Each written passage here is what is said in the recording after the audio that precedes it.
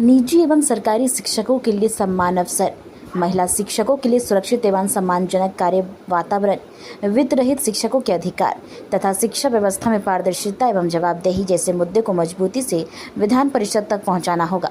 उन्होंने स्पष्ट कहा कि एमएलसी फंड किसी व्यक्ति की निजी संपत्ति नहीं बल्कि शिक्षा समाज और शिक्षा व्यवस्था के विकास का संसाधन है, जिसका उपयोग पूरी पारदर्शिता और जवाबदेही के साथ होना चाहिए। कार्यक्रम को संबोधित करते हुए डॉक्टर अशोक गगन ने कहा कि शिक्षक समाज को अब संघर्षशील, ईमानदार और जवाबदेह नेतृत्व की आवश्यकता है, जो शिक्षकों की आवाज़ को प्रभावी ढंग से विधान परिषद तक पहुंचा सकेंगे। देखते ही देखते यह शिक्षण संवाद कार्यक्रम एक भव्य रूप ले लिया और सभी शिक्षकों को, विशेषकर महिला शिक्षकों को डॉक्टर दिव्य ज्योति जिंदाबाद के नारों से हुंकार भरी। पूरे कार्यक्रम के दौरान शिक्षकों एवं अतिथियों में विशेष उत्साह देखने को मिला।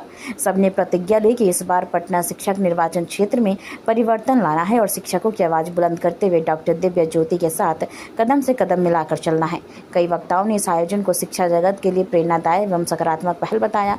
उपस्थित लोगों ने आग्रह किया कि ऐसे कार्यक्रम भविष्य में और भी आयोजित होते रहे, ताकि शिक्षा और शिक्षक हित से जुड़े मुद्दों पर व्यापक स्तर पर संवाद एवं समाधान का मार्ग प्रशस्त हो सके। आज का यह कार्यक्रम भी शिक्षक सम्मान समारोह है। शिक्षक सम्मान समारोह का कार्यक्रम हम लोगों ने 8 मार्च 2026 को महिला दिवस के दिन प्रारंभ किया था। उस समय जिला स्तरीय कार्यक्रम हुआ था। पटना जिला में, नवादा जिला में और नालंदा जिला में हमने बृहद कार्यक्रम किया, जिसमें हजारों शिक्षकों को हम लोगों ने सम्मानित करने का कार्यक्रम रखा था। उसमें सभी विद्यालय, सरकारी और निजी विद्यालय, सरकारी और निजी महाविद्यालय के प्राचार्यगण और शिक्षकगण वहाँ के कार्यक्रम में आए थे। अभी हमारा अनुमंडल स्तरीय कार्यक्रम चल रहा है। दानापुर और पटना अनुमंडल का हमने पटना में भी कार्यक्रम किया। अभी बाढ़ का अनुमंडल का प्रोग्राम हमने अभी बाढ़ में किया और अभी पालीगंज अनुमंडल का प्रोग्राम अभी आपके सामने भीटा में हम लोगों ने रखा है। आज भी देखिए सैकड़ों की संख्या में शिक्षक, शिक्षिकाएं, प्राचार्यगण इस कार्यक्रम में आए हुए हैं। आप सबको यहाँ से यह बताना चाहूँगी कि यह जो ग्लोबल आइकॉन अवार्ड करके जो हम लोगों ने परिपाटी शुरू की है शिक्षकों को सम्मानित करने का, यह केवल एक शिक्षक सम्मान समारोह नहीं है। इसे आप केवल एक सम्मान समारोह की नज़र से न देखेंगे। यह दरअसल हम उन शिक्षकों को प्लेटफॉर्म दे रहे हैं जिनकी हक की लड़ाई आज तक लड़ी नहीं गई। शिक्षकों को जो सम्मान आज लंबे समय से बिहार में नहीं दिया गया है, जितने उपेक्षित रहे हैं, शोषित रहे हैं, उनकी बातों को किसी प्लेटफॉर्म पर उठाया नहीं गया, उनके आवाज़ को मजबूती से कहीं रखा नहीं गया, उनके हक की लड़ाई कभी लड़ी नहीं गई। तो हम लोग आगे आए हैं अपने शिक्षक बंधुओं के आवाज़ पर ही, उनके निवेदन पर ही। बहुत सारे शिक्षकों की जो एक वॉइस था कि आप मैम हम लोगों का नेतृत्व कीजिए, हमारी आवाज़ बनिए और इस शिक्षक समाज को जो कि काफ़ी उपेक्षित, शोषित और प्रताड़ित रही है इस सरकार में लंबे समय से, तो उस प्रताड़ना से, उस शोषण से इस शिक्षक समाज को मुक्त कराइए, उनके हक की आवाज़ उठाइए और उनको हक दिलवाइए। आज यह मंच उनके अधिकारों का मंच है, उनके सम्मान का मंच है। आप सब जानते हैं कि शिक्षक जो होता है वह हमारी नज़र में समाज का सर्वोच्च व्यक्ति होता है, क्योंकि उसके हाथ में राष्ट्र होता है, राष्ट्र का भविष्य होता है। शिक्षकों के द्वारा जो बुनियाद रखी जाती है, जो हमारे बच्चों को, नौनिहालों को, युवाओं को वह शिक्षा देते हैं, वही कहीं न कहीं हमारे राष्ट्र का कर्णधार बनता है। और उसके बावजूद अगर सरकारें लगातार शिक्षकों की उपेक्षा करती आई है, तो आज वक्त आ गया है कि हम उनकी आवाज़ को उठाएं, उनके हक की लड़ाई लड़ें और उनको न्याय दिलाएं। उनकी हक की लड़ाई हम लोग सड़क से सदन तक चलें। अब कई समस्या आ रही है शिक्षकों के बीच जब आप लोग जा रहे हैं, तो क्या कुछ प्रमुख मांगे दिख रही हैं जो कि आगे सदन में लेके जाना चाहेंगे?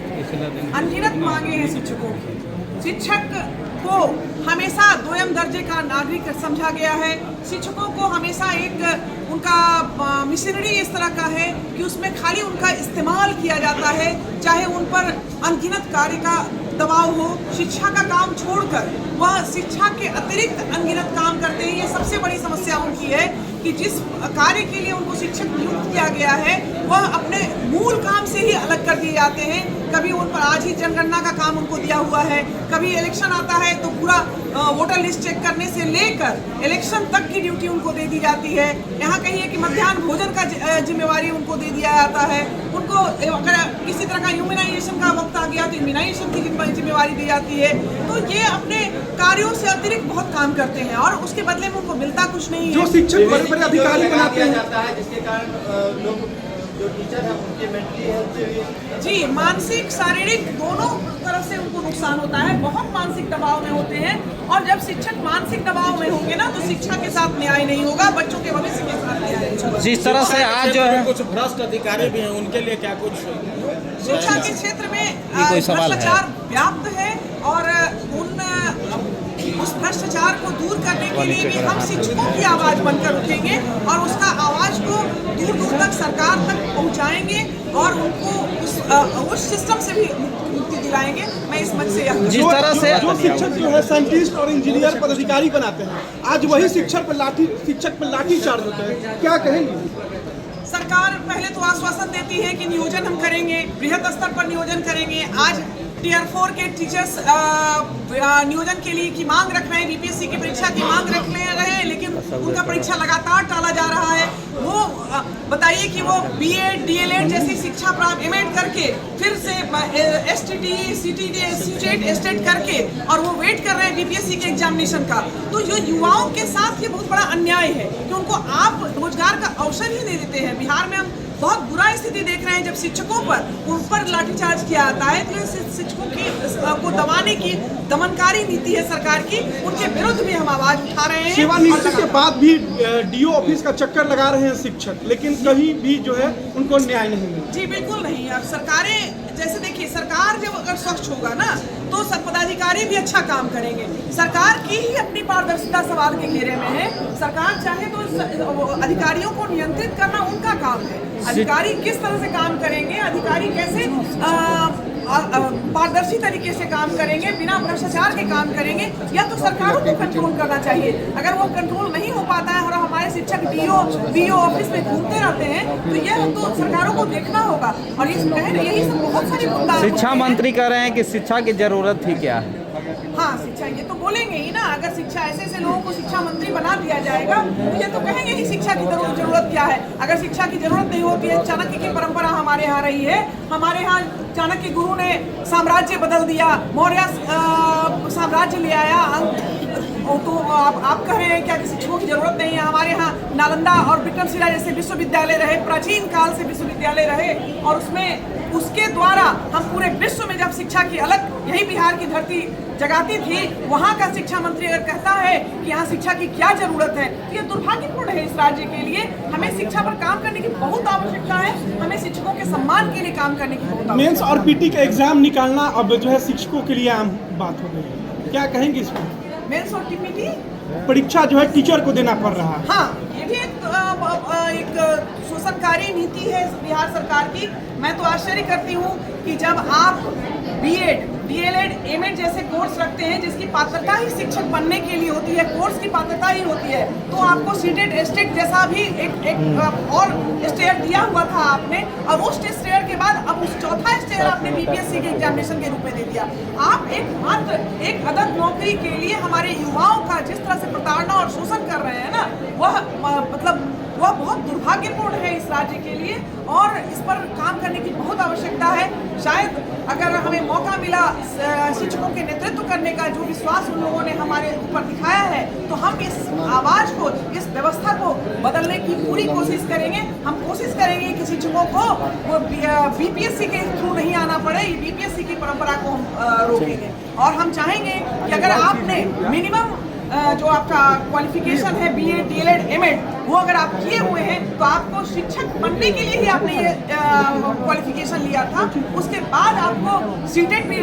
आप सभी पत्रकार बंधुओं को मेरा यहाँ से बहुत सारी शुभकामनाएं हैं। हिंदी को बढ़ाने की आवश्यकता है। आप अपने पत्रकारिता के माध्यम से, अपने जर्नलिज्म के माध्यम से हिंदी को जितना प्रमोट करेंगे, वह हिंदी राज्य है हमारे देश में, हमारी भाषा मातृभाषा हिंदी है। हम चाहेंगे कि वह अधिक से अधिक फले फूले, और यहाँ से यही संदेश देंगे कि आप सब बेहतरीन काम करें। आपके भविष्य के लिए भी अच्छा काम होना चाहिए। सरकार को हमारे चौथे स्तंभ की भी रक्षा करनी चाहिए। Thank you ma'am, thank you. ये परंपरा है, हम लगातार करते रहे हैं और आगे भी करते रहे। आप अन्य स्रोत से भी आप हमको जानते हैं। इस तरह का सम्मान देने का कार्यक्रम मेरा, ये कोई मेरे लिए नया नहीं है।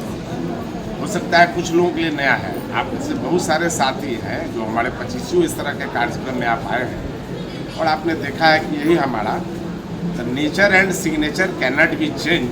आप सब जानते हैं ये हमारे नेचर का हिस्सा है, हमारा स्वभाव का हिस्सा है। इसको हम लोग ताकत दे रहे हैं। हम चाहेंगे कि आप भी उन शिक्षकों की आवाज़ बने, शिक्षकों को न्याय दिलाने के, उनके हक की लड़ाई लड़ें, चाहे उनका पेंशन की लड़ाई हो, चाहे उनके समान वेतनमान का लड़ाई हो। आप भी भागीदार बने कि आपके घर के भी शिक्षक है। बहुत सारे इसमें पत्रकार भी शिक्षक हैं, हमारे सब साथी हैं, बच्चे बैठे हुए बेचारे नहीं आ रहे हैं सामने, भी हमारे आप लोग इस प्रोग्राम